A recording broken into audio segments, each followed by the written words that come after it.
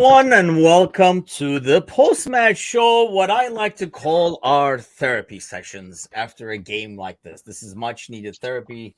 If we didn't have this, I don't know what I would do the rest of the day. There aren't enough kids on PlayStation for me to beat up on FIFA to get over this one. So, Serzi, John, Brian is with us, like we were in pre-match. I don't know if Kazi is still mourning.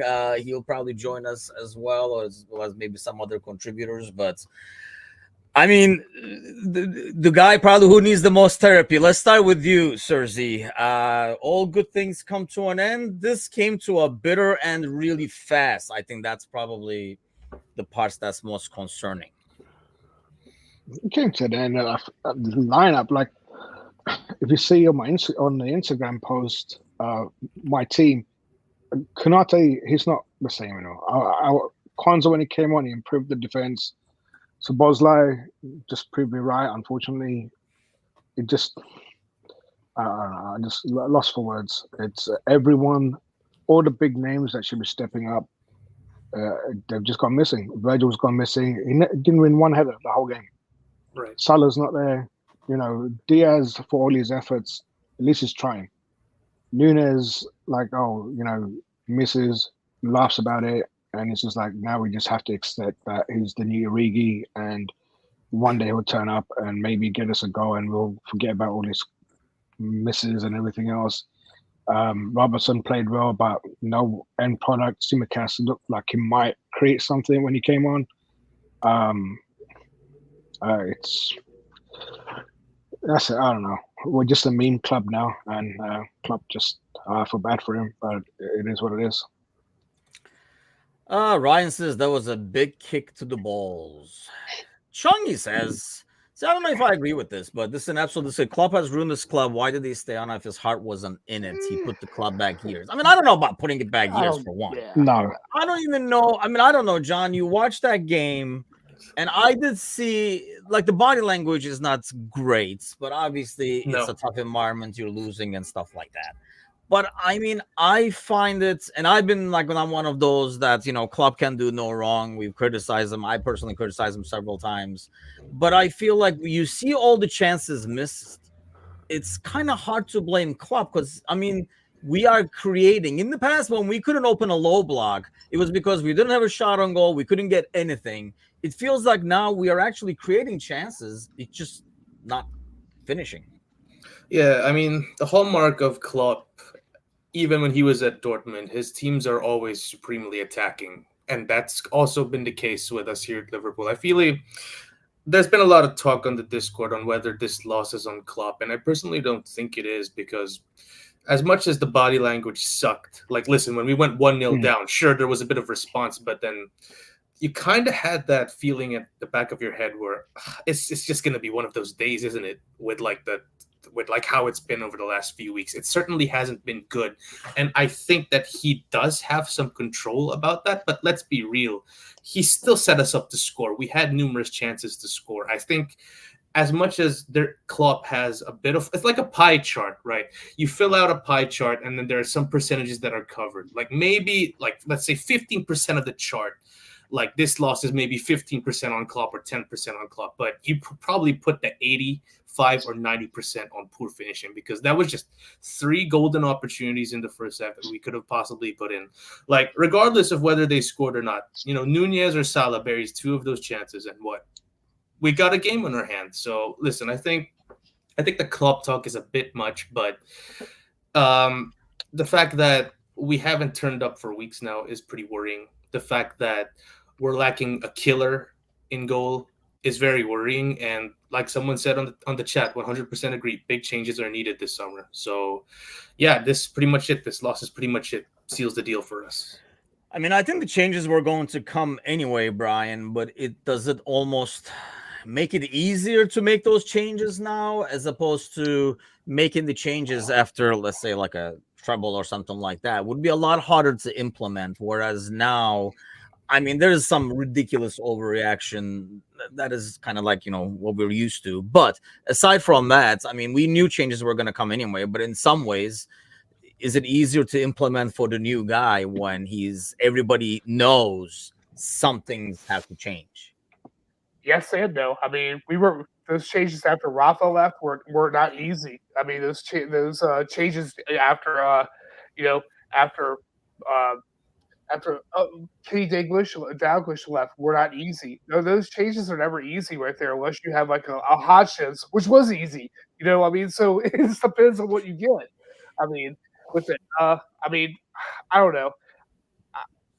It's gonna be difficult. It's gonna be a difficult summer right there because I do think that I said even on our Thursday night podcast.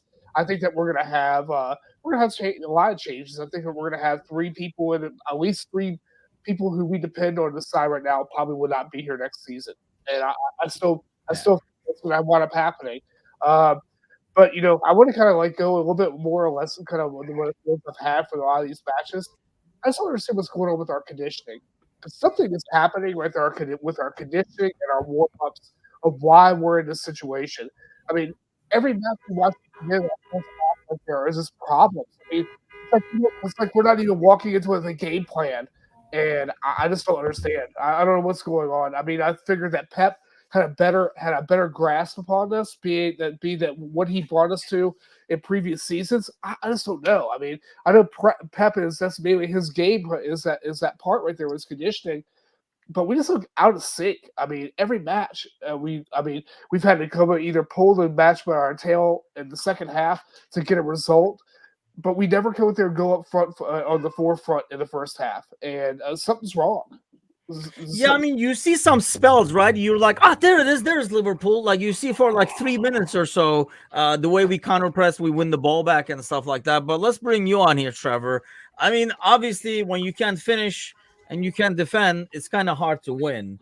Is it just poor form coming in at the worst time, or we were never really that good and it's kind of like catching up to us? I don't want to say it's something that we were never that good, but it is the perfect storm of crap on both ends of the pitch. And I'm sure if Jota wasn't hurt and Gakpo wasn't dealing with more important things at the moment. What was the thing by Gakpo, by the way? I didn't miss His wife is in labor. Oh, Yeah. Okay. I'm sure Nunez would have got hooked off at like the 12-minute mark because, and I know that with the Thursday night crew, we come with a staunch reputation as being a pure Nunez haters, and I think we're getting a lot more people on our side after today, where he made the man with the smallest arms look like Stretch Armstrong by kicking the ball at him over and over and over and over. And I'm sure we'll get to the other end of the pitch at some point because I got plenty of vitriol in my system to get out on that. But I'm sure if we had options that weren't Jaden Dan's and the specter of whatever strikers passed, there would have been significant changes. There was just nobody to put up there, and right. That's kind of we got what we got. I think, Godas has been saying it all year. We never hit top gear. I mean, there were times, I don't think we went through a stretch where things looked easy, right? I mean, I know we always say, John, you're like, oh, this is Liverpool. We like to make things difficult and stuff like that. But there were a lot of games under Klopp where we went through stretches where you almost had no doubt. Like, even when we conceded first and stuff like that, you had no doubt. Whereas we kind of went through a box of chocolates thing this year where you never knew what kind of a performance we were going to get from team as a whole, but from like individuals too, which is probably even more weird. I think that comes into the fact that this is just this new stretch of players that's just come in for the first time. The McAllisters, the Szoboszlai. So there is going to be some up and downs with it, and we've mostly worked through it. Right. But unfortunately, now it's starting to come and bite us. And, Brian made a great point about how maybe conditioning is an issue. How much of it is Klopp's style? Right. This is the first season that McAllister, Szoboszlai, Endo, so on and so forth are feeling the brunt of going through an entire season. Nunez as well. Let's count him in. feeling the brunt of Klopp's style. And let's be real, it's a very taxing style, both offensively and defensively, trying to press, trying to, keep that high line, and mentally and physically, you need to be locked in. Maybe it's a bit of that as well. Maybe that the fact that we're running out of gas is, these guys who we've come in, have brought in to shore up such a critical area of the pitch are starting to feel the pressure now, starting to feel their legs kind of come off. And maybe that's a big part of it. To answer your question, Tim, I feel like, it's just, this is a season where we thought it would just be a transition year of trying to get players into, and we've massively overachieved. And maybe I'm starting to get the impression, as you mentioned, that we're kind of starting to regress to the mean right now more than anything else. And as sad as it is, right, this season would have been a good building block if Klopp were to stay. But unfortunately, he's not going to stay, right? So we're just going to have to live with it. So. See, like Gordo says, and I think, Brian, this is the main issue, right? Like he says, I was taking as a positive, like we had room to grow. When we started the season the way we did, and we were in a race a lot earlier than we ever thought. Nobody thought we would be in this, talking about this right now with 4 weeks to go or whatever. But when we started out like that, I think the overall thought process was it can only get better, right? If we start when we thought we were supposed to struggle because it's early and people are gelling and all that kind of stuff, we all, I think, assumed it's only going to get better and easier as we go forward. Was it just, we went through, Arsenal went through this last year. Maybe it was too early for a title race. Was it too early for the squad for the title race, or is it more about what John is talking about? They just could not handle the pace. And like it was a lot of unnecessary pressure put on this side, if you want to think about it. I mean, first of all, right there, you had, okay, we have to go do this for Klopp's maiden song right there. We were in the middle of 4 competitions right there, and everybody started talking about the quad that we were what we were gonna win and stuff like that. And these guys just kept on going there, and it's like, and everybody expected them to do this stuff like that. But to kind of go back what Kazi was saying in the Discord right there, probably our ultimate goal right there was top 4 and a trophy. I mean, and we achieved that in a way. I mean, if you were to go at that point, but these guys right there, I mean, the timing of Klopp's departure and when it happened probably was not the best for this side, because I think that's caused us to actually go and push way too far than what we should have pushed. And I think that we're out of gas. You can see that right there. I mean, you can see Mo's out of gas. I mean, they were out of ideas by about the 60th minute. They were out of ideas. Even with the subs on, they were out of ideas. I mean, of how to break down the side. And I mean, we're missing key people. We're missing key playmakers. I mean, Jota, which I said before, like in our post match back on Sunday, we played too many minutes of Jota. What happened? Jota's out for 2 weeks. I mean, and I felt that right there. I thought, we depended too much on a player coming off that injury right there. And who's our main playmaker that we have on the side? Jota. I mean, because everybody else is direct. I mean, except for Harvey Elliott. So, you only have one game plan now. That's it. Is go at them. And, once you get found out right there in the first, 20 minutes, and they just basically go and stamp the game, and we got got put down into Everton's game plan, it was over with. I mean, this match was over with as soon as we fed into Everton, which Kazi and I talked about right there on there. As soon as you got sucked in right there, it's a wrap. It's done. And we got sucked in. And that's all it was. I mean, these guys were. It's a game you're going to have to learn from, and it's a game we're going to learn from a different gaffer next year. Yeah, I just noticed your background photo, by the way, Sergi. That's pretty much like how we looked, especially. And Elliot did make a difference when you did come in. I don't know when the subs came in. I don't know. That's a result of an Everton that's totally parked back now with the 2-0 lead. Because it felt like we moved the ball a bit faster. But a lot of poor performances. Sadly, some of them were players we expected, but ultimately up top, Sergi, we really did not have any other options anyway. So you just had to get something out there. And if Nunez can't finish. I think aside from Diaz, who looks kind of lost at times, but at least you give him credit for trying to make something happen, running at defenders. I mean, if I'm a defender, I think their right-hand side is the only side that got worried, whereas the left-hand side was always under control, it felt like. I think that's the issue. I mean, I would have played Dan's, and I think, yeah, it sounds like romantical and everything else, like, but the League Cup final, them kids won it for us, and they all played without fear. And then we thought, oh yeah, if the kids can do this, and we've got the big name players coming back, Salah, Jota, Allison, and whoever else, and we're just going to move upwards and forwards. And I think Klopp made the changes too soon, too quick. I think he should have started bedding the big name players in slowly.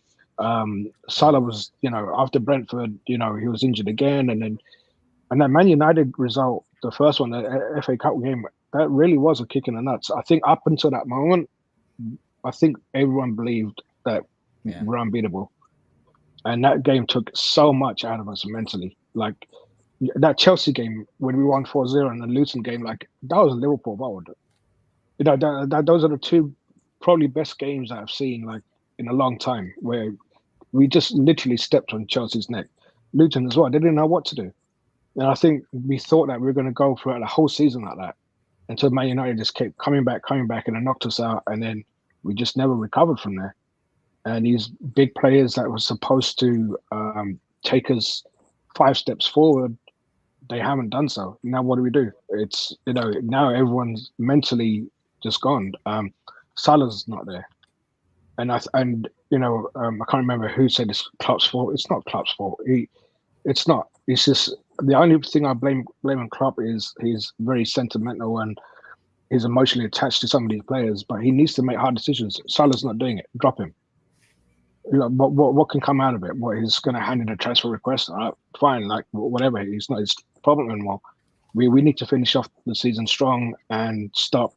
We know over and over again, we joke about Núñez. Even I have faith in Núñez. Like he gets in positions, but he can't score. So drop him. Salah, he can't score. Drop him. Bring on players that may as well bring on Downs. We've got nothing else to lose. At least if he shoots, he might score. But we know for sure when Núñez shoots, he's not going to score. And Salah, I don't know. I don't even know what he's doing. And Diaz, for all his efforts, it's like getting a Citizens Award at school because he can't get any other award. So just give him a Citizens Award because just so he doesn't feel bad. Like on a positive note, guys. Sorry, Sergi, there, but I don't think Núñez was offside once today. Honestly, I think he was off one. They just didn't call it, by the way. We got a corner. Oh, well, there you go. I was like, there is one. I think it was like the 15th minute. Right. Like that. Having Pickford save his shot is equivalent of 5 offsides. Well, they were sitting so far back. But I mean, Trevor, in some ways, I know Dan seems like a shot in the dark, but if anybody is going to be able to shot in the dark, wouldn't have been Klopp the ideal person? For one, nobody's going to question him. Aside from Cersei, like in terms of, like he has that credibility. And 2, he doesn't necessarily have to deal with the aftermath. Like, what Cersei is saying, like you bench a player and, like in terms of, like I got to work with these players long-term and stuff. Like he doesn't have to worry about that. This is 5 weeks. You know what? Suck it up, Buttercup. This is what we're going because that's going to work today. He had the ability to do that. If anybody could do it, he was in a perfect position to do it. I guess what does it say that he didn't? Just too much faith, or where are we at with that? Yeah, and I agree with Sergi on the sentiment of sentimentality. I think after the Fulham game, everybody's like, "Oh my God, this was so great! It was a breath of fresh air to see these guys. Just something new, a new way of going at teams in terms of." A lineup and a setup. And it was then when all these names that we are used to came in late in the game, it just went completely flat. And you're going, well, that's what's going on with that. Maybe we don't do that anymore. And then the lineup comes out today and you're like, oh, so all the people that fell completely flat in the last game that brought all our spirits back up, we're just going to run that out there in a big derby game where we know that Everton's going to come and try to get everybody riled up. And they did. They were able to get into McAllister's head. They were chirping at Núñez from Jump Street. I'm just happy nobody got sent off. Late in the game, I thought McAllister was trying to get himself sent off. because he would just every single time he would just like walk up to the ref and had something to say. Every single time, like you could just see Nunez doing the Arthur fist in the background, like he was just going to run up and do something dumb. But credit that they didn't. I don't see how you put that out there. And once again, back to you didn't have much options. Well, you did have options. And as much as you want to look back at it with a 2020 hindsight and go, well, Dan's, who would have known if he would? Then that's the thing. If you don't have any idea of how things are going to go out, why not give it a whirl? We all know that Nunez is in a spell right now where he couldn't hit the fucking ocean from a boat. And he's at the, it's frustrating because everybody wants him to just, it's the whole, right. It's the thing. Everybody wants him to succeed. There's, as much as I can be labeled a hater and everything, it's not coming from a place where I want this guy to just be evaporated off the face of the earth. I don't want this. I want him to succeed. But while he's not, there has to be that criticism there of, hey, you either need to do something different or you have to be utilized differently. And if neither is going to happen, there's issues. And Brian, you were talking about this. Let's go to the other side. Meanwhile, I know like Gordo was talking about like Verge, and he did look like he sensed the panic out there today. He was trying to get everybody on the same page. It just did not happen. It just looked so disconnected overall. But the defending, I know they got a lot of calls in the first half and they got a lot of like cheap set pieces. But man, did they cash in on every single one? It felt like every time that ball came into the box, and they're smart enough to go away from like Ellison because it's not like Mignolet in there. But every single one caused a mistake. And obviously the second goal, if I say trans defending, I'm a hater, but I'll let you talk about that. And, you know, how the hell does that even happen? I just don't understand how that happens. Our set piece marking today was abominable. That's all I can say right there. Abominable. And you know, and again, it goes back to zonal. It goes with the whole conversation between zonal marking versus man to man, and that's a lot of what we're seeing the problem with. Klopp is known to do is a zonal marker. I mean, so you're seeing a lot of these issues. Trick got beat well, but I watched Verge go there get beat quite a few times too, especially on one of the last quarters right there, which were luckily did. Decore is like the absolutely worst person to the fucking scorer right there. I mean, but I mean he got beat on that play. So I mean, but even with their defending right there, our midfield didn't help out. I didn't see the midfield go there and go back in and assist the defense at all in that entire first half. I mean, we lost the ball every time we got a chance. They were on us right off the bat right there. Watch Jones lose it. I watched McAllister lose it, and it goes back to what I said before. McAllister as a number 6 doesn't work. It doesn't work. I mean, we lose every good thing that we have from McAllister when we put him in that position, and we lost him today right there. I mean, it was flat. But I mean, again, I could go on and on about different things right there. We just have to learn from this. I mean, I know we only have a couple more matches left right there, but this is. I mean, what can you do now? I mean, it's been out of our hands for a week or two now. So just play the game. I mean, it's where we're at. Let's play the game. Be professional. Yeah, I mean, I guess it can only help. I mean, it'll be easier to watch, and it'll be easier to wake up this weekend. But Saito says Arnold costs us more than us, and I guess that's my thing now, John. Is when you're doing zonal marking, I understand that. You got to give credit to you got to give credit to I think Everton for seeing that and exploiting it. First of all, on the angle ones, they always did the same thing, and they always do the same thing: is lob it towards the back and try to head it back in. And they were able to do it every time.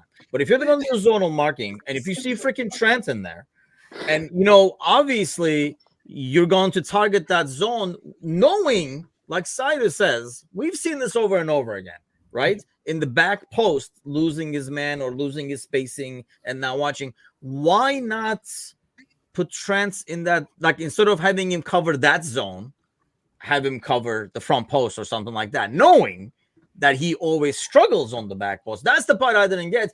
People were like, well, it's not Trent's, why is Trent covering Dominic Calvin? Trent is covering that zone. And there's a moment, and I even mentioned in Discord towards the end of the game, where Robo was going for a header. You don't have to win the header as a defender. Right. You got to be there to at least affect the other guy's header. He's almost like, and this is what kills me about him, he's waiting for that ball to go long so he can start a counterattack.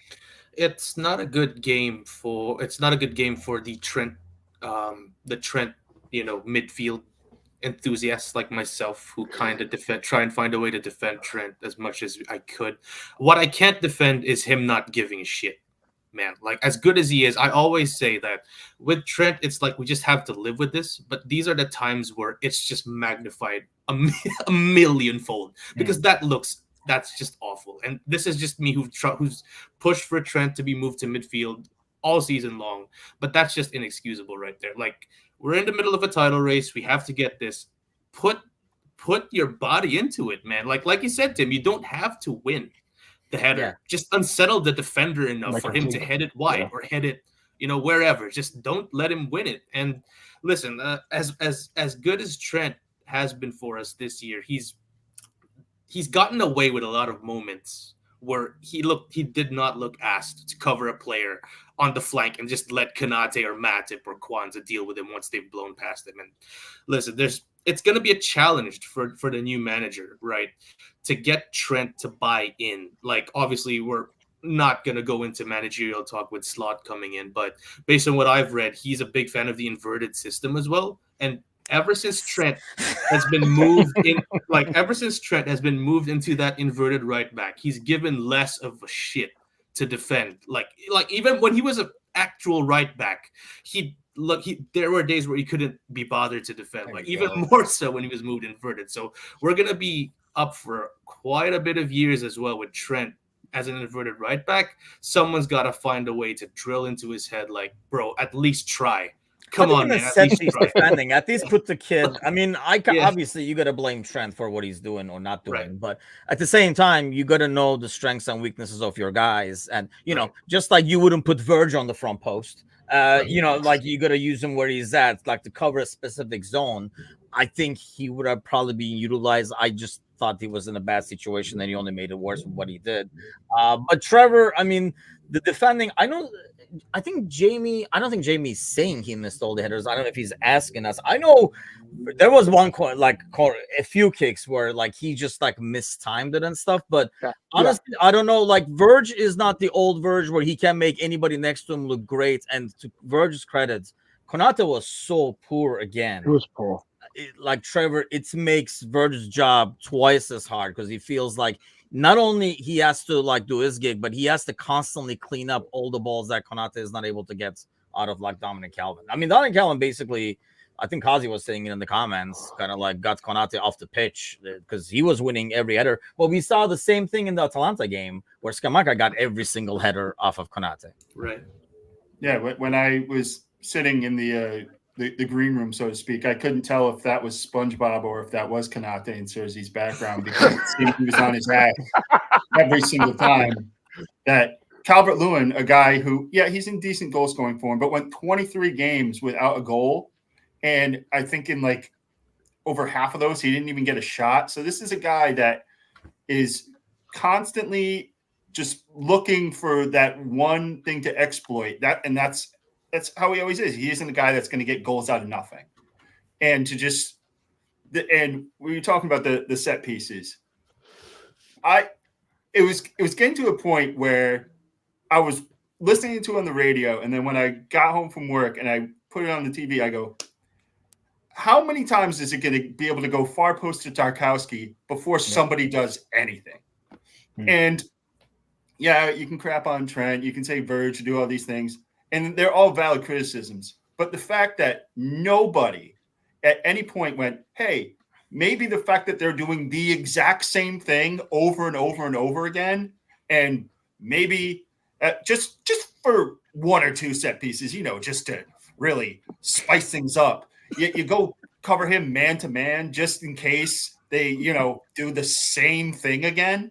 And the fact that that never happened boggled my mind.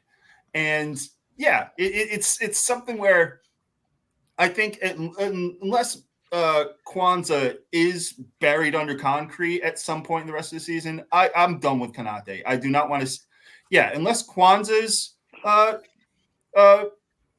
significant other goes into labor, I don't want there to be any excuse. If he gets caught in traffic, I don't care. Play with 10. It doesn't. I'm absolutely done with Konate. Atalanta was strike 2, and this because I'm using baseball references just to get your dander up to where mine is right now. And Konate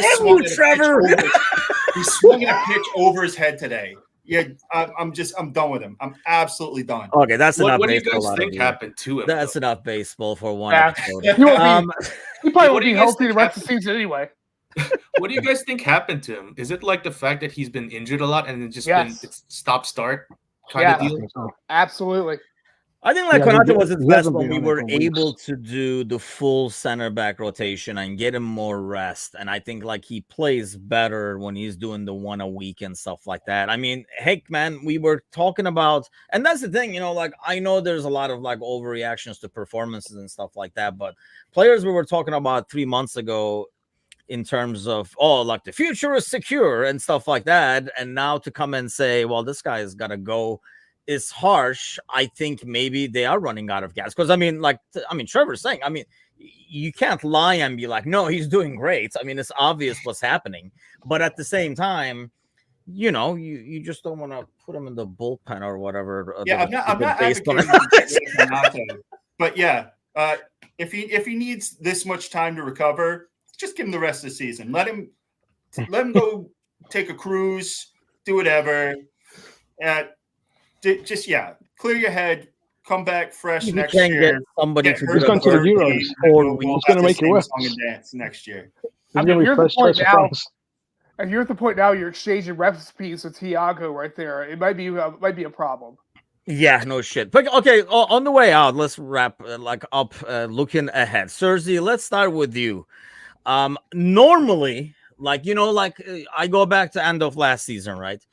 You do the Curtis Jones experiment in midfield, and then you kind of go off of that this year, and he starts, and he was our best midfielder until he got injured.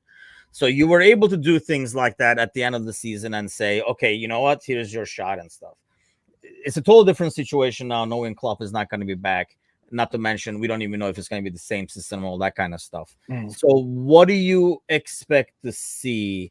I know there were some over-the-top panics about Champions League and stuff like that. Pretty much everything being secured. What do you want to see for the rest of the season? Yeah, like Trevor said, Kwanzaa definitely up there with Virgil. Endo DM, Maka and Elliott in midfield. Drop Salah.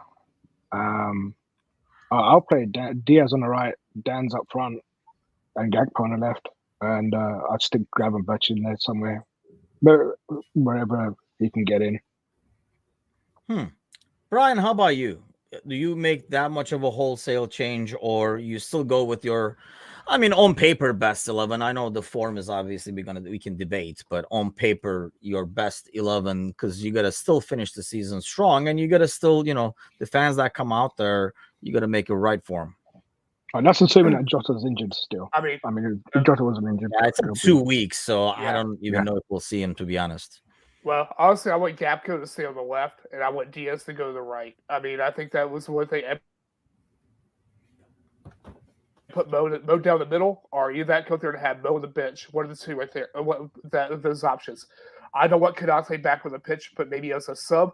I'd rather have Kwanzaa start the rest of the time alongside Trent. Give Kwanzaa minutes, and I'd like to see Clark and Danz and those guys have bench time right there and actually get some runouts right there, because I do think that they have a bright future with us. I also don't want to see Maka as a number 6 ever again. Never again. Just let him go there and stay right in a position where we keep him at on the right side of the midfield, where he's excelled at for the past couple of weeks. If we need to go there to have somebody say play back as a number 6, go start looking back at the U21s. I mean, go if we need Endo to get replaced right there, or put Gravenberg back there, but don't put Macca back there again. Let's keep him where he's. Pacific was back in action too, so I guess you could see some of them. Exactly. I mean, let him get some minutes. Let him get time on his legs. I mean, he played a full U21 match this weekend, so let him get those times right there. But don't put him back there again. I mean, it's not right. So that's one of the biggest changes I would make right there. I mean, like, let's start giving the kids their minutes. I mean, Elliott. I mean, those guys like that, the ones who are actually going to matter in the long run. Yeah, I mean, maybe we'll see more of your boy here and there, John. But I honestly don't see a huge wholesale changes. Klopp is not going to bail on these guys 4 weeks to go. I think I expect a similar lineup to today. Maybe, you get Endo back there and stuff like that. You're going to have rotation like this Saturday again because it's going to be 3 days later. But moving forward the last 3 weeks, I kind of expect similar lineup to your ideal lineup and not do a lot of rotation. Do you expect changes, or do you think Klopp will go out with whoever brought him here? Yeah, I think he goes out with whoever. I think it's at this point it's just like a procession. It's like riding off into the sunset kind of deal with like the sun setting and then like on our horses and all that. So it's just gonna be like that. As sad as it was, it looked like we were really gonna be ending this the right way, but it's not going to be the case. I do agree that the younger players have to have a look in, and Kwanzaa is really impressed this year. Where, in my opinion, right, hindsight is 2020. To close out this year, he kind of has leapfrogged Konate on the pecking order as Virgil's first choice partner, unless we get a new center back, right? Which I feel like we should with Matip. Bring Matip back. We have to. Yeah, we have to. So, yeah, more run out for Kwanzaa would be great. Would be nice to see Gravenberg. I mean, it's harsh. I feel that Klopp didn't bring him in this game when we had nothing to lose. Like, what more? I thought it was odd that we put fullbacks in instead of Gravenberg. Right, like he played well against Fulham, and what more does the guy need to do? Like, come on. So I assume he starts again in West Ham. Right, maybe, but then like more Gravenberg time, more Clark time, as Brian said, and more Dan's time, as Sir Z said. So pretty much riding with that. It just sucks that we're just looking forward to youngster minutes at this point.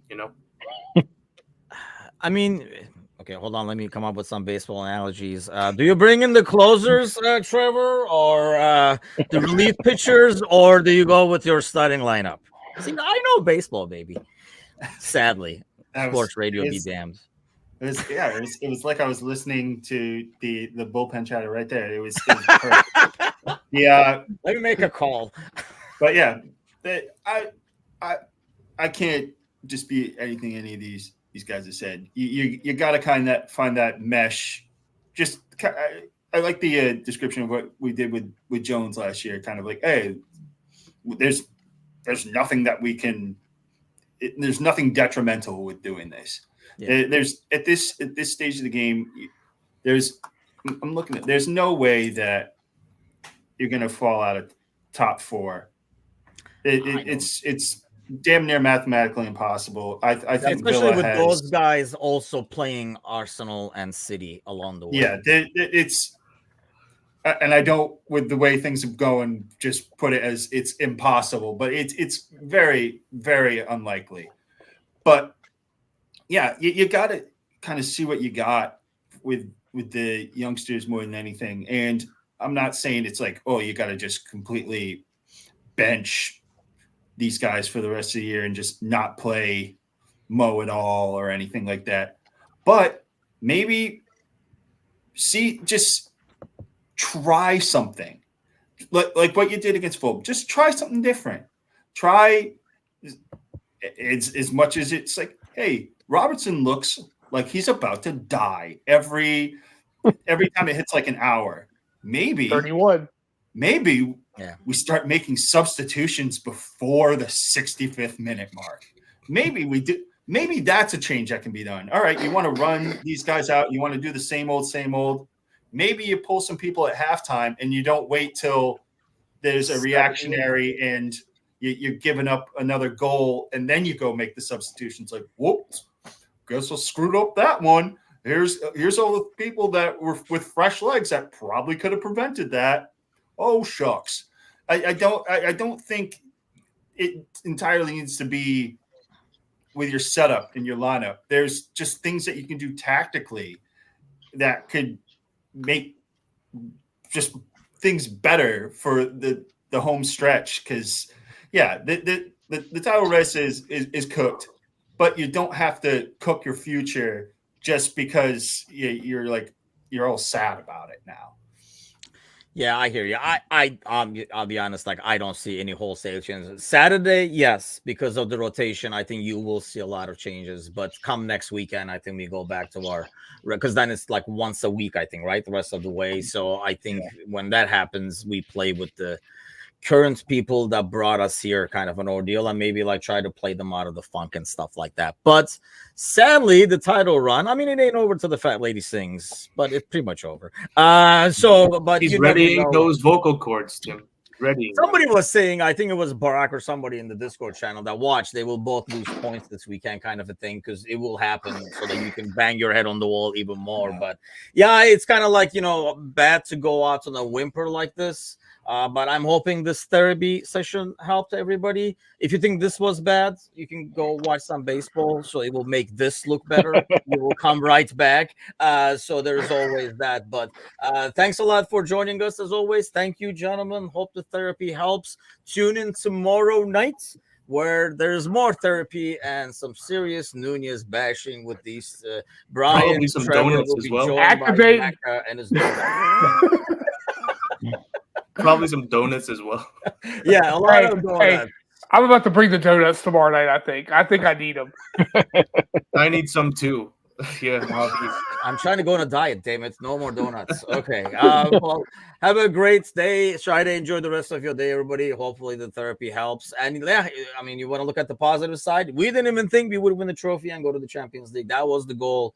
Mission accomplished. I know, going out of the whimper like that. You know what hurts the most, I think, to me, is losing out this title race to freaking United games and Everton. That's I just what realized hurts the most. this is like another seat. I wish we lost by a point or something at the end, and we could just blame VAR or something like that at the end. I would rather have that, I think, but definitely not this. But what can you do? I was going to say one final thing, because the entire time I've been a part of this network, the only fans that have come at me in any way, shape, or form at their lowest of lows have been Everton fans. So that's what makes me the most upset about today, was seeing them happy. Yes, that is exactly. Well, but hey, mission accomplished. Yeah, silver lining. Go find it. It's somewhere out there. Enjoy your day. I'm gonna go find some kids and beat up on them on FIFA online. Yeah. Continue the therapy that way, and then find your own way until tomorrow night. Tune in then. If you have not already, head over to YouTube, subscribe, and then grab a friend by the ear and say, go subscribe to these guys as well. Or we'll have to do clickbait stuff. Don't make me. Yeah, these kids on the VPN in Bulgaria won't know what hit them. Have a great day, everybody. Take care. Take care.